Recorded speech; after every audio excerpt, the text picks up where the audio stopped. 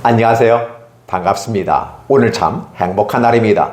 하나님께서 저와 여러분의 가정에 준비하신 하나님의 은혜와 평강이 넘쳐나기를 예수님의 이름으로 축복합니다. 사도행전 1장 1절로 11절에 있는 말씀을 중심으로 개인화된 하나님의 나라라는 말씀으로 함께 은혜를 나누고자 원합니다. 하나님께서는 저와 여러분을 사랑하셨습니다. 성경은 하나님이 저와 여러분을 사랑하셨다고 말하고 어떻게 사랑하셨는가를 저와 여러분은 숙제인 것입니다. 성경을 읽으면서 믿음의 생활을 하면서 생활 신앙인으로서 삶의 현장 속에서 어떻게 하나님은 오늘 우리에게 사랑으로 다가오시는가, 그리고 이 성경 말씀은 우리에게 어떻게 사랑이라고 기록되고 있는가. 물론 다른 사람들이 성경에서 기록되도 하나님은 사랑이시다라고 기록되어 있기 때문에 그렇다고 말하지만은 더 중요한 것은 누가 그랬다고 말하는 것보다 그 말씀에 기초해서 내 자신은 과연 하나님은 나를 사랑한다고 얘기할 수 있는가라는 것입니다. 묻습니다. 여러분들은 하나님이 여러분을 사랑한다고 생각하십니까? 믿어주십니까? 받아들여주십니까? 저는 믿어지고 받아들여지고 수용하게 되면서 하나님의 믿음이라고 하는 금도금을 내 마음에 포장하기를 원하는 것입니다. 나 자신은 금은 아닙니다. 그런데 금도금을 한 것처럼 내가 믿음이란 금도금을 통해서 하나님 앞에 나아갈 수 있다는 사실입니다. 예수님은 친자식이기 때문에 그 자체가 황금과 같은 존재라면 나는 황금은 될 수는 없습니다. 그럼에도 불구하고 우리 주님께서 주신 선물로 말미암아 도금을 해놓고 나를 어렵다고 만들어주시고 양자로 삼아주신, 나의 어떤 모습은 전혀 관계없이 전적인 하나님의 은혜로 말미암아 내가 하나님의 나라의 라인에 섰다라고 본다면 굉장히 큰 축복의 말씀인 것 같습니다. 그래서 오늘 함께 우리가 말씀을 나눈 이 10장에서 이제 마가복음을 시작한 다음에 제가 사도행전으로 바로 들어왔습니다. 왜냐하면 다른 성경을 가기를 원했다가 아니구나, 말씀에는 흐름이 있고 그 흐름 속에서 하나님의 뜻이 더 정확하게 구체적으로 드러나기 때문에 마가복음을 끝난 다음에 다른 서신으로 가지 아니하고 사도행전으로 들어감으로써 바로 예수께서 행하신 일, 여기 보면 데오빌드요, 내가 먼저 쓴 글에는 이렇게 하면서 이 누가복음을 썼고 그 누가복음을 상태는 예수께서 어떻게 행하셨는지, 그리고 무엇을 가르치시고 치유하셨는지, 또 무엇을 우리에게 전하해 줬는지, 이런 전반적인 예수님의 사역을 소개하고 있었다라는 것이었습니다. 그런 다음에 이제 사도행전을 시작하는 이 시점은 바로 예수께서 그 모든 사역을 마치시고 하나님 보좌 우편에 올라가셔서 성령을 부어주셨습니다. 성부 하나님과 성자 예수님이 성령 하나님을 발출시켰다는 신학적 용어를 쓰면서 그분이 성령 하나님을 저와 여러분들에게 선물로 내려주시는 것입니다. 그리하여 이제는 어느 시대다? 예수 그리스도 중심의 사역 시대가 이제 예수께서 하나님 보좌 우편에 올라가 계셔서 거기서 중보기도 하시고 앞으로 재림하실 그 순간까지 성령 하나님을 보내셔서 유대 땅, 그죠? 팔레스타인 중심으로의 주의 사역들, 이 사역이 전 세계에 미치게 하기 위해서는 바로 성령 하나님이 오셔야만 했던 것입니다.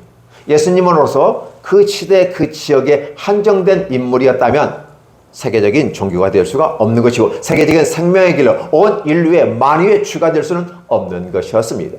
그래서 어떠한 다른 종교의 리더들도 이룰 수 없는 세계의 주님은 이루어 주신 것은 성령 하나님을 보내주셔서 바로 예수 그리스도의 구원의 고속도로가 어떻게 났는지를 구약을 통해서 보여주셨고, 그리고 신약에 와서 예수 그리스도 그분이 본체로서, 그래서 앞으로 오실 메시아인 예수 그리스도, 그렇죠? 그분이 구원의 고속도로를 만들어 놓으시고 십자가의 도를 마음으로 받아들이면서 수용하는 자들에게 그 길을 걸어갈 수 있는 권한을 주셨다라는 것입니다. 그리고 이제 자기가 그동안 가르쳤던, 치유하였던, 그리고 함께 동행하면서 보고 느끼고 경험했던 모든 것들을 이제 그 내용들이 얼마나 많은지 바다의 문물로 하늘에 기록해도 부족함이었다. 그 정도로 많이 주님은 보여주시고 행하셨다. 그런데 성경은 필요한 부분만을 거기서 뽑아서 쓴 것이기 때문에 다 기록된 건 아니다. 그래서 하늘에게 써도, 하늘의 바닷물로 적셔서 써도 부족할 정도라고 한다면 얼마나 많이 하나님은 치유하셨고 가르치셨고 싸매 주셨고 축복하셨는지를, 그리고 그 마음을 어루만져 주셨는지를, 죄인을 용서해 주시고 병든 자를 치유하시고 마음에 짓누른 자를 해방시켜 주셨던 주님의 귀한 사역들을 누가는 기록했던 것입니다. 근데 그런 누가의 복음을 보지 않고 마가를 통해서 간략하게 로마 사람들에게 복음을, 이방인들에게 복음을 전하는 이 복음을 가지고 들어와서 과연 어떻게 예수의 귀한 사역들이 이제 예수님께서 보좌 위로 올라가시며 새로운 시대가 열려집니다. 그래서 예수님과 그 제자들을 중심으로 한 시대, 이제 구약의 시대와 연이어져서 예수님의 사역이 있다면 이제는 제3의 시대가 되어지는데, 이 3의 시대는 바로 성령께서 예수님의 제자였던 제자들 12명을 세우시고 12사도를 통해서 어떻게 성령께서 하셨는지를 보여주는 것입니다. 물론 성령은 성부 하나님과 성자 하나님께서 보내신, 그래서 성부와 성자의 생각을 그대로 적용시키고 구원 사역을 각 사람의 마음속에 세워서 이제 각 사람의 마음의 성전을 삼아서, 그러니까 대단히 중요한 것은 목사님들이 한 가지 생각하는 것은 내 목회의 상속에서 교회 하나 짓고 내려와서 목사의 로망이 교회 짓고 나오는 거 아니겠습니까? 이 세상에서는 그렇게 얘기했어요. 또 목사님들 속에서도 그렇게 이 얘기를 했던 것 또한 기억하고 있습니다. 그런데 정확하게 표현하면 교회당인 건물을 지어서 교회를 만들어 놓고 나오는 것도 소중하고 아름다운 것이고, 그렇기 때문에 이제 우리 눈에 보이는 교회당들이 있습니다.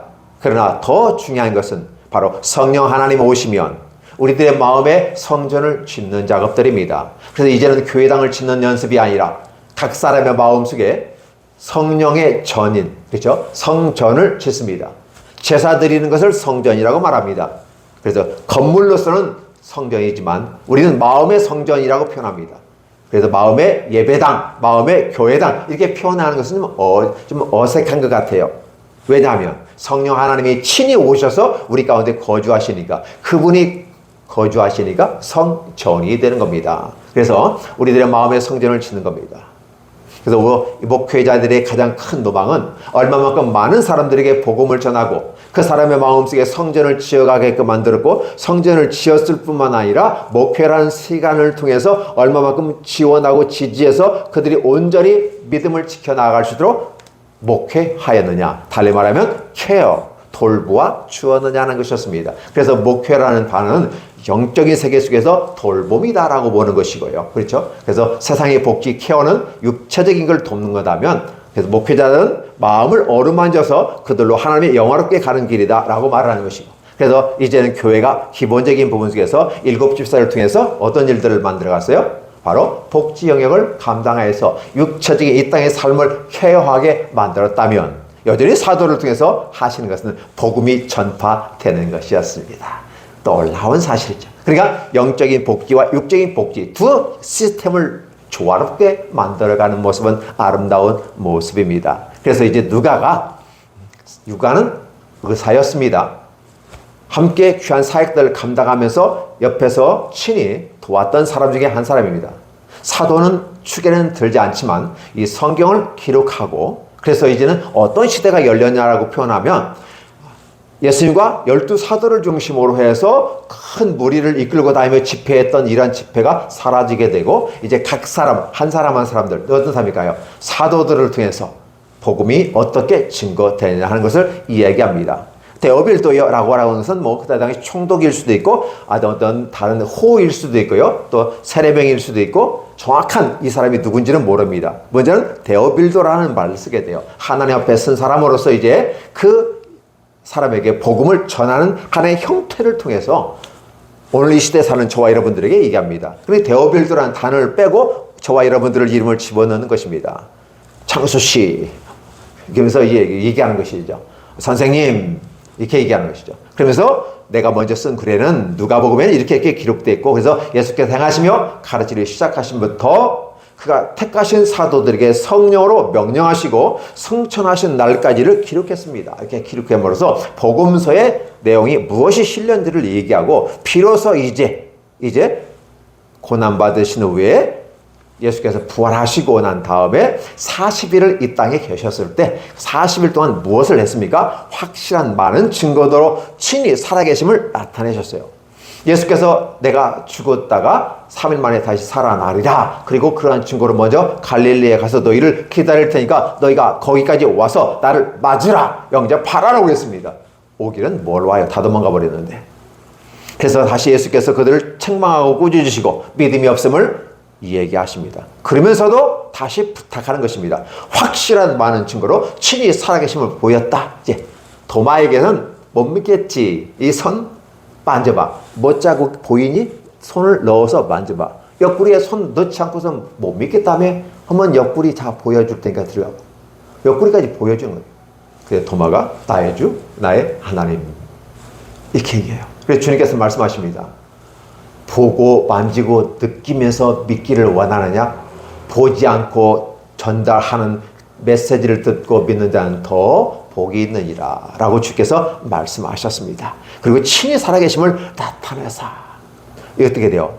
최후의 보루였던 사람이 토마스 마가잖아요. 그렇죠? 못 먹겠다는 거예요. 그럼에도 불구하고 우리는 주님께서 증거를 보여주셨습니다. 40일 동안 그들에게 친히 보이시고 하나님의 나라에 대해서 다시 말씀하십니다. 그러니까 무슨 소리예요? 누가복음에서 기록된, 복음서에서 기록된 그런 행하시고 가르치고 모든 그것들을 다시 기억나게 다시 음미해 주신 겁니다. 특별히 기억해 주실 것은 엠마오로 도망가는 두 사람이 있었어요. 다들 다 떠나버리니까 우리도 이제 가자. 아마 고향으로 가는 것 아니겠나 싶은데 거기까지 주께서 다른 모습으로, 변형된 모습으로 가셨습니다. 그러니까 누가복음에서 기록된 살아계셨을 때 육체를 가진 예수님이 아닌 변형된 다른 모습으로 가셔서 그 두 사람과 함께 동행하면서 과거에 있었던 일을 생각하고 기억나게 만들고 함께하는 순간에 그들은 비로소 마음이 뜨거워지기 시작했고 주님 아니신가? 주님이십니다. 라고 그들이 알아보는 순간 부활체이신 예수 그리스도는 그 자리에서 사라져버렸습니다. 기가 막힌 거죠? 주님은 그렇게 썩지 아니할 몸으로 부활하셨음을 친히 보여주셨고 하나님의 나라를 위해서 이제 다시 흩어졌던 제자들을 다시 모아버리는 것입니다. 그래서 그 제자들이 모여서 이제 사도와 함께 모이사 그들에게 분부하여 이르시되 주께서 하신 말씀이 진짜 뭐예요? 예루살렘을 떠나지 말라. 내게서 들은 바 아버지께 약속한 걸 기다리라. 예루살렘을 떠나지 말라. 왜 떠나지 말아야 될까요? 예루살렘은 하나님의 뜻이 이루어지는 현장인 것입니다. 그래서 예루살렘을 떠나지 말고 그곳에서 약속하신 기다리라 라고 하는 것은 아직 뭐가 약속한 것이 안 왔다는 개념이거든요. 물론 성령의 역사는 집중적인 역사가 있고 일반적인 역사가 나타날 수 있습니다. 아마 지금은 일반적인 역사 가운데 메시아의 행하신 일들을 이끌어가는 그런 모습에서 협력하고 계셨을 것입니다. 그러나 이제는 성령께서 친히 오십니다. 누구로부터? 성부 하나님과 성자 예수님으로부터 발출되어서 와서 이제 사도들과 함께 어떻게 일을 할 것인가를 나타내는 것입니다. 그래서 저는 제목을 개인화된 하나님의 나라라는 표현을 쓰게 됩니다. 예수 그리스도를 통해서 하나님의 나라가 이 땅에 임하였고 마가복음에서는 하나님의 나라의 하나님의 아들 예수 그리스도의 복음의 시작이라고 선포했고 선포와 아울러서 하나님은 이렇게 진행되는 거야. 최사하는 권세를 보여주셨고 그래서 예수는 하나님의 아들이고 메시아임을 다시 한번 확실하게 못 박아버리는 것입니다. 그러한 일들을 위해서. 그래서 이제는 너희가 나와 함께 있기 때문에 스승이 가면 제자는 가고 제자가 하는 모든 건 스승이 책임져야 되는 그런 구조 속에서 바라본다면 여태껏 너희가 약하고 부족한 부분은 나의 능력과 무능해서 너희가 약한 게 아니다. 바로 모든 사람들의 육체와 육체가 만나서 하나의 공동체를 이루어가는 데는 이런 아픔들이 있다는 사실을 얘기해주고 그럼에도 불구하고 성령께서 함께 하시면 새로운 세계가 열릴 거다. 이제는 예수 그리스도와 그 제자들과 함께 큰 무리들이 대형 집회를 꿈꾸었던 그런 시대가 아니라 이제 각자가 각자의 삶의 영역으로 흩어지면서 직업으로 소명받아요. 그러니까 이 사도들은 모든 걸 내어놓고 주님을 쫓았던 것입니다. 아예 생업을 포기하고 주님을 쫓았던 제자들이에요. 그러면 그 사도들이 이제 나아가서 예수의 큰 사역들을 감당하면서 다른 제자들을 삼아가며 그 제자들은 어떤 제자들인가? 삶의 현장 속에 들어가서 직업으로 초청받은 그러니까 목표적 사역으로 초청받은 것이 아니라 각자의 직업으로 초청이 되고 소명을 받아서 그 직업의 현장 속에서 하나님의 나라를 누구와 함께, 제자들과 함께, 사도들과 함께 복음을 전하는 그 개인화된 하나님의 나라로 확장되고 있다는 사실입니다. 기억해 주시기 바랍니다. 예수께서 사셨던 그 지역, 팔레스타인 그 지역 중심의 모습 가운데 제한된 공간적인 부분 속에 있던 이 하나님의 나라가 이제는 성령 하나님이 우리에게 임하심으로 말미암아 온 세계의 모든 사람에게 개인화된 하나님의 나라로 확장돼, 그죠? 이게 디스포라가 되죠. 디아스포라 쫙 퍼져나가는 모습 가운데 하나님의 나라가 각자의 마음속에 이루어지더라는 것입니다. 하나님의 나라가 선민인 이스라엘이 어떻게 임하였는지를 보여주고 선민에게 임하였던 이 복음이 이방 세계 속에 어떻게 복음이 전파되는지는 개인화된 하나님의 나라 형태로 쭉 가고 있다는 사실. 하나님께서 이와 같이 놀랍게 축복하시는 것입니다. 그래서 그걸 하기 위해서 먼저 뭐가 필요하다? 예루살렘을 떠나지 말고 아버지께서 약속하신 걸 기다리라. 받아야 되죠. 뭔 서류를 받고 뭘 받아야 그것에 근거해서 나가지 않겠습니까? 그래서 이제 그들은 거기서 기도하라고 약속을, 그래서 아마도 뒤에 부분에 나오는 장면들이 계속해서 이어지지만 그들이 다락방에서 기도하게 될 때, 120문들이 기도하게 될 때 불의 혀같이 갈라진 역사부터 시작해서 각종 방언으로 말하고 각국의 말로 얘기하고 각종 기적과 이사들이 은사들이 쫙 나타나면서 개인화된 하나님의 나라 속에서 어떻게 개인화된 하나님의 나라가 행복하고 능력 있고 힘있게 나아가는지를 보여줍니다. 먼저 요한은 물로 세례를 베풀었습니다. 성령의 성격을 얘기합니다. 그러니까 이 성령의 사역을 감당하기 전까지는 세례요한의 물세례와 예수님의 물세례가 있는 것처럼 이렇게 보여집니다. 그런데 중요한 것은 이제 성령이 신이 오셨을 때 그 성령 세례라는 단어가 비로소 효과가 나타납니다. 요한은 물로 세례를 베풀었다. 자, 요한이 세례를 베풀었다는 개념은 이미 성령이 그들에게 와서 구원의 역사를 시작했다는 것이고 성령의 역사로 그들의 마음의 문이 열렸고 마음의 문이 열려지니까 예수 믿는다고 했던 사람들이 비로소 세례를 받았고 세례 증서를 가지고 외적 증거를 가지고 있는 겁니다. 이 세례라는 개념 속에서는 회개라는 것이, 즉 회심을 통해서 마음이 돌이킨 다음에 회개되어서 내 삶의 방향을 하나님께로 돌아가는 그런 증표로서 세례 증서를 받고 가는 것입니다. 요한은 물로 세례를 베풀었습니다. 그러나 너희는 몇 날이 못 되어서 A few days예요. 자, 그래서 성령으로 세례를 받으리라 하셨느니라. 기가 막힌 거 아니겠습니까? 그러면 세례요한의 물세례는 가짜라는 말입니까? 가짜는 아니지만 예식 하나의 형태로서 그 이벤트 효과로 증명된 것이다. 외적 증거이다. 그러나 이런 외적 증거가 있을 때는 뭐가 있다? 성령 세례로 내적 증거가 임하게 될 건데 여태껏 너희가 맛보지 못했던 일반적 성령의 역사가 아니라 특별한 성령의 은사로서 물 붓듯이 불 쏟아 붓듯이, 그래서 그것이 불같은 성령 이렇게 표현합니다. 성령은 불은 아닙니다. 불같이 역사하는 성령의 사역을 하나의 외형화시켰을 때 불처럼 보일 뿐입니다.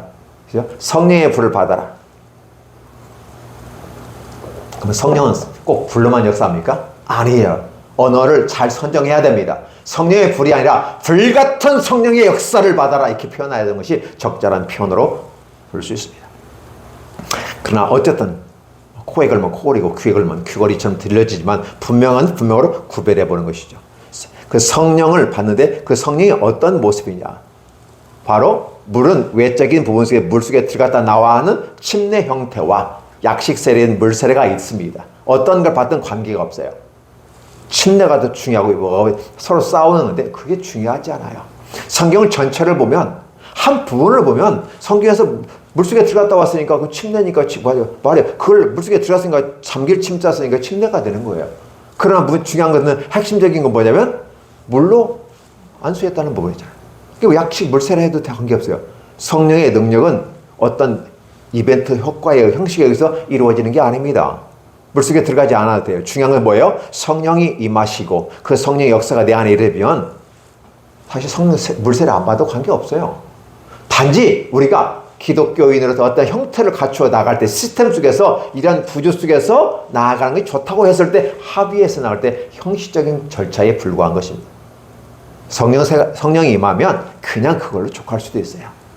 그러나 예수께서도 어떻게 돼요? 이런 사람들이 나타날까봐 시비 거는 사람들이 있을까봐 세례 요한에게 물세례를 받는 예수님의 모습을 바라보면 그럼에도 불구하고 형식은 존중되어져야 된다. 그래서 교회에서 유아 세례라든지 또 이렇게 세례를 할 때 여러분 세례 잘 받으시고 그거로 말미암아 여러분 마음이 새로워지면서 그렇죠? 새로운 방향으로 주님께로 달려가는 새로운 구원의 여정의 고속도로에 구원의 열차를 타고 나아가는 위대한 승리가 되기를 바랍니다.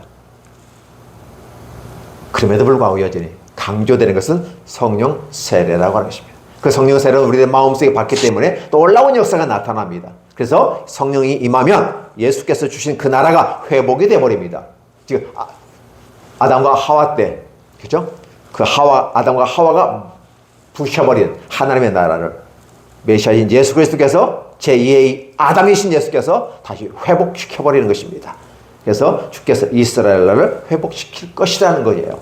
그런데 그 나라도 어떻게 됩니까? 두 가지 개념으로 바라봅니다.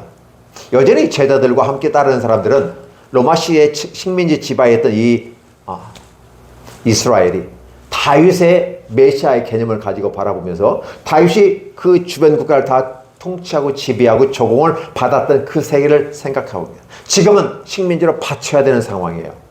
그래서 그들의 마음속에 늘 원하는 것은 구약적 사고방식을 통해서 유대인을 통해서 선민을 통해서 그 지역을 제한적 국가의 통합을 이루고 통일 국가를 꿈꾸어 보는 것이 하나님의 나라라고 해석하게 됩니다. 그래서 그들은 늘 기억합니다. 이스라엘 나라 회복함이 이때입니까? 라고 표현해요. 그래서 예수님을 따라가면서 왕을 삼으려 했을 때 때가 되지 않았을 때는 예수님이 숨으셨어요. 때가 되지 않은데 때가 되지 않는 자꾸 어머니 마리아가 나타나가지고 이 혼인잔치에 포도주 떨어졌다? 아니 어쩌라고? 안 그렇습니까? 아직 내 때가 되지 않았는데 이 말씀을 내게 왜 하십니까? 그럼에도 불구하고 사랑이 많으신 주님은 그것을 이루어 주어서 물이 포도주게 되게 하셨던 것을 기억해 주시기 바랍니다. 사람들이 바라보는 하나님의 나라와 하나님이 바라보는 하나님의 나라가 다르다는 걸 여러분 인지하셔야 하고 다른 그 모습 가운데 어떻게 이 간격을 인간이 바라보는 하나님의 나라와 하나님이 주신 하나님의 나라가 이 간격이 있는데 우리는 이 과정 속에서 최대한의 좁혀가는 모습으로 현실화되어지는 모습을 갖고 갑니다. 이것이 생활신앙인으로 삶의 현장 속에 드러나야만 합니다. 자, 제자들은 그 나라의 회복함이 언제? 아니 이때 맞습니까? 라고 얘기합니다. 그러나 주님께서는 뭐라고 합니까? 이르시되 때와 시기는 아버지께 자기 권한에 두셨으니 너희 알 바 아니요. 하나님의 주권적인 역사로 나타나는 거니까 너희의 모습은 내가 책망하면 또 그럴 것 같으니까 책망은 하지 않겠어. 그런데 중요한 것은 너희가 바라온 하나님의 나라와 그 나라는 다르다. 그 하나님의 주권에 있기 때문에 너희가 알 바 아니다. 근데 문제는 뭐냐면 너희가 할 게 있어. 그 나라가 최종적인 건 아니지만 그래도 이런 나라가 이루어지기까지 해서는 너희가 바라는 나라가 되기 위해서까지는 뭐가 필요하다? 하나님의 역사가 필요하고 하나님의 주권 속에서 이루어지는데 너희는 오직 할 일이 아닌 성령을 충만히 받아. 오직 성령이 너에게 임하시면 이렇게 표현합니다. 그러니까 그동안에 너희들이 현재 지금까지도 이러한 이 땅의 하나님의 나라를 얘기하고 이 땅의 정치적 통합을 하고 지역적인 그 모습에서 다윗이 꿈꾸었던 하나의 그림자인데 그것을 이 땅에서 그걸 그대로 실현해 보려고 하면 시대적인 감각이 떨어진다. 새로운 시대가 오면서 하나님께서 진짜 그 나라를 통해서 보여줬던 하나님의 나라를 생각하지 않는다. 이런 생각을 해보시죠. 미래지향적인 삶을 바라보면 하나님의 나라는 말이야 성령이 임하게 될 때 비로소 시작되는 거야. 그래서 너희가 이제 몇 날이 못 뒤에 받을 건데 그래서 이제 120문도들이 함께 다락방에서 기도하면서 주여 하고 외치면서 했는지 아니면 일반적 기도를 하고 했는지는 중요하지는 않습니다만 어쨌든 그렇게 기도했어요. 자, 이 모습이 오늘 저와 여러분들에게 놀랍게 다가와서 함께하는 귀한 모습으로 다가오게 됩니다. 함께 나가는 모습은 하나님은 저와 여러분에게 엄청난 놀라운 축복을 함께 하시고 은혜를 주십니다. 하나님은 저와 여러분에게 주실 때 기도하고 역사하는 이 모습 가운데서 새로운 모습으로 표현해줘요. 그래서 성령의 충만함을 통해서 오늘 저와 여러분에게 주시는 이 성령의 충만함은 뭘 얘기합니까? 성령의 충만할 때 파워라는 말을 쓰게 돼요. 이제 성령이 임하시면 힘을 얻는데 그게 파워의 표현이에요. 권세, 권능을 받는다는 거예요. 그러면 이 권세와 권능은 성령으로 나타나면 성령의 나타나심으로 나타나는데 뭐 쓰러지는 모습으로 다들 표현해 보려고 자꾸 육적인 어떤 인간의 어떤 모습을 가지고 표현하는데 그렇지는 않습니다. 성령의 나타나심은 그렇게 나타날 수도 있어요. 일부분적인 거예요. 그걸 전부, 전체와 일반화시켜서는 안 됩니다. 한 부분에서는 나타날 수 있지만 그러나 주께서 성령이 임하시면 그 권능의 역사는 곧 사랑의 힘에 의한 파워입니다. 사랑의 힘. 세상에서도 이 얘기합니다. 사랑의 힘은 무한하다. 그렇죠? 사랑의 힘은 이게 바로 힘이다. 근데 사랑의 힘이 왜 엄청날까요? 하나님은 곧 사랑이시다기 때문에. 그러니까 결국은 파워, 즉 성령이 임하셔서 권능을 받고 파워를 받고 나가는 그 과정 속에서 핵심적인 뭐냐? 사랑이라는 거예요. 문제는 여러분의 마음속에 사랑이 있습니까? 천사의 말을 하고 별 무슨 기적들을 만들어 할지라도 사랑이 없으면 소리나는 꽹과리에 불과하고 아무 의미 없다라는 얘기를 고린도전서 13장에서 하는 것이 바로 그 부분이에요. 사랑이 임하면 하는 모든 사역들이 힘들지 않아요. 아니, 힘든 것은 분명해요. 그럼에도 불구하고 이겨낼 수 있고 힘있게 감당할 수 있는 것입니다. 기억해 주시기 바랍니다. 성령의 충만을 받으십시오. 그 성령님을 사모하십시오. 왜 그렇게 기도하면서 충만을 받아야 될까요? 그분이 내 안에 오셔서 나와 함께 합니다. 성경은 이렇게 말합니다. 창세기에서도 나는 너의 방패시다. 나는 너의 큰 상급이다 라는 말을 쓰게 돼요. I'm your shield. I'm your very great reward이에요. 굉장히 큰 상이 누구한테 주신 겁니까? 창세기 15장에 아브라함에게 주신 복이었습니다. 이런 것들을 바라볼 때 하나님은 그 파워라는 표현을 쓰게 될 때 이미라도 구약에서부터 아브라함에게부터 주셨던 그 힘이에요. 그래서 우리의 세상에서 날라온 불화살을 막아낼 수 있는 것은 방패 아니겠습니까? 여호와께서 우리의 방패가 되어서 세상의 모든 공격을 막아낼 것이고 그리고 아울러서 그 사역들을 감당해 나갈 때 하나님은 very great reward이에요. 매우 큰 상급으로 주시겠다고 아브라함에게 축복하신 거거든요. 그래서 두려워하지 말라 라고 말하면서 오늘 저와 여러분에게 성령을 주시는 겁니다. 이게 구약에서나 사실 시작에서나 다를 바 없는 거예요. 그러나 시대와 문화와 어떤 흐름 속에서 바라보았을 때는 성령의 하나님이 임하게 되면 그런 역사가 나타날 거다. 이미라도 구약에도 그런 역사가 있었다는 사실을 얘기하고 다시 한번 새롭게 만들면서 오늘 저와 여러분들에게 이런 일들을 하게 한다는 사실입니다. 엄청난 역사가 나타납니다. 근데 우리는 어떻게 합니까? 죽은 자를 살리고 귀신을 내어 쫓는 일만 본능으로 생각하고 능력으로 생각하고 그렇습니다. 여러분 기억해 주세요. 가장 큰 기적과 권능은 뭔지 아십니까? 성령 하나님이 우리에게 임하셔서 우리가 예수님을 받고 믿고 고백하면서 내 생명이 천국에 들어갈 수 있는 기적의 역사를 만드는 것이 최고의 기적이고 하이라이트입니다. 그리고 아울러 우리에게 이런 사역들을 불러주셔서 구원받게 하신 하나님은 오늘도 개인화된 하나님의 나라를 가지고 각자의 삶의 영역 속에서 어떻게 그 복음을 전파하고 나아갈 것인가. 그렇게 하기 위해서는 성령을 주시고 그 성령을 사모하고 무장하고 근데 다른 말로 바라면 사랑으로 충만히 받아라. 그 사랑을 충만히 받아. 이걸 은혜라고 말합니다. 이 은혜를 충만히 받은 사람이 결국은 은사를 갖고 나가는데 각종 사람마다 은사는 달라요. 다 똑같을 수가 없어요. 그렇죠? 다 똑같을 수 없어요. 손 2개, 발 2개 있는 것처럼 은사는 그렇게 나타납니다. 그러나 머리는 하나죠.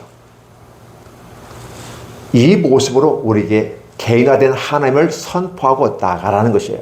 그래서 권능을 받는 이유는 나 잘 먹고 잘 사고 나 똑똑하고 나 은혜 받아 난 너보다 더 성령의 충만을 받았거든 난 너보다 더 많은 은사가 많거든 막 하면서 자랑하는 한국교회 성도들의 모습이 아니라 그리고 우리 교회 크거든 성령을 충만히 받았으니까 우리 교회가 큰 거야 이렇게 자랑하는 것이 아니라는 거예요. 그 권능은 사랑의 권능에 기초해서 나가는 것이고 그럼 그것을 왜 주시느냐?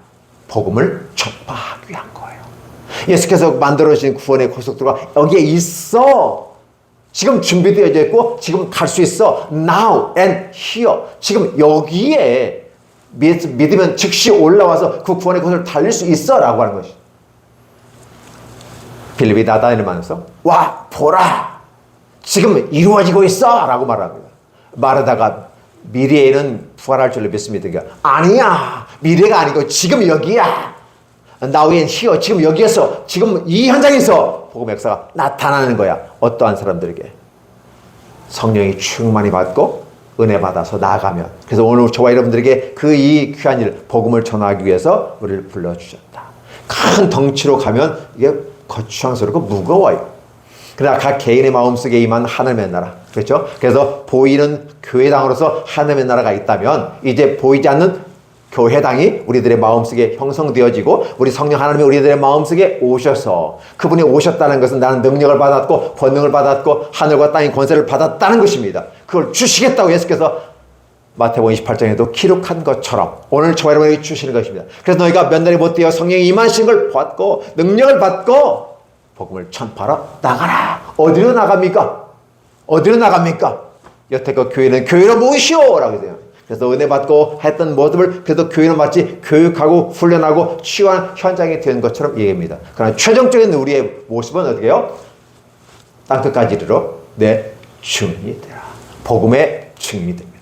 복음의 증인이에요. 그러니까 주께서 하신 모든 것에 대해서 내가 믿고 고백하고 한 모든 것들을 그대로 전하고 알리고 하는 것입니다. 그래서 내가 복음을 전하는 것처럼 너도 나처럼 복음 전하기를 원한다라고 말하면서 너도 내 위치에 서기를 원하고 너도 그렇게 성공하기를 원하고 너 잘 나가기를 원한다.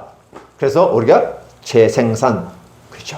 재생산 아웃컴을 만들어 결과물로 나옴으로써 하나님의 나라가 전파되면서 각 사람의 마음속에 움직이는 성전을 만들어서 세워가는 것이 바로 오늘 사도행전 1장 1절로 11절의 말씀을 중심으로 개인화된 하나님의 나라가 저를 위시해서 여러분의 마음속에 한 분 한 분의 마음속에 성령의 종이 되어지고 성령 하나님을 모시고 살아가면서 그 분이 우리의 방패이시고 I'm your shield, I'm your great reward. 난 너의 큰 상급이야 라고 말하면서 따라서 너는 복음을 너의 삶의 현장 속에서 너의 직업의 현장 속에서 그렇죠? 가정에서 일터에서 단체에서 소음과 빛의 역할을 감당하며 이 사회를 밝혀 나가라 라는 것이 오늘 저와 여러분에게 주신 메시지라는 사실을 기억해 주시기 바랍니다. 큰 것은 어렵습니다. 그러나 쪼개면 개인화된 하나님의 나라가 움직이는 역동적인 교회로 오늘 시대를 이끌어갈 줄 믿습니다. 저와 여러분을 통해서 우리 지구촌 연합교회, 목자들 교회 또 유튜브를 통해서 듣는 모든 성도들이 이 길을 통해서 쭉 나갔으면 좋겠습니다. 기도하겠습니다. 하나님 고맙습니다. 감사합니다. 영광을 받아주시고 오직 성령이 너에게 임하시면 우리의 가장 위한 희망은 바로 성령 하나님이 우리에게 임하시는 것이고 그래도 충만히 임하여서 우리가 권능을 받는데 바로 그 사랑의 아름다움, 잃어버렸던 사랑을 회복하고 그 불타는 사랑으로 아버지의 복음을 전하도록 도와주시옵소서. 우리들의 마음속에 이미라도 은혜를 주셨던 주님께서는 은사로 다양하게 주셨습니다. 어떤 은사가 있는지는 각자가 찾고 찾아서 개발해 나아가면서 삶의 직업의 현장 속에서 나아가게 될 것입니다. 그 현장 속에서 위대한 역사가 나타나도록 함께해 주옵소서. 사랑의 역사가 나타나도록 사랑의 실현 현장이 되게 하시고 생활 신앙인으로서 귀한 역사가 나타나도록 이제부터 성령이 사도들을 통해서 어떻게 행하시는지를 살펴보고자 하오니 이 사도행전을 통해서 성령의 역사가 역사하는 뮤지컬처럼 드라마처럼 연극처럼 우리에게 너 앞에 다가오도록 허락하시고 우리에 대해 삶의 현장 속에서 나타나도록 축복해 주시옵소서. 예수님 이름으로 기도하옵나이다. 아멘.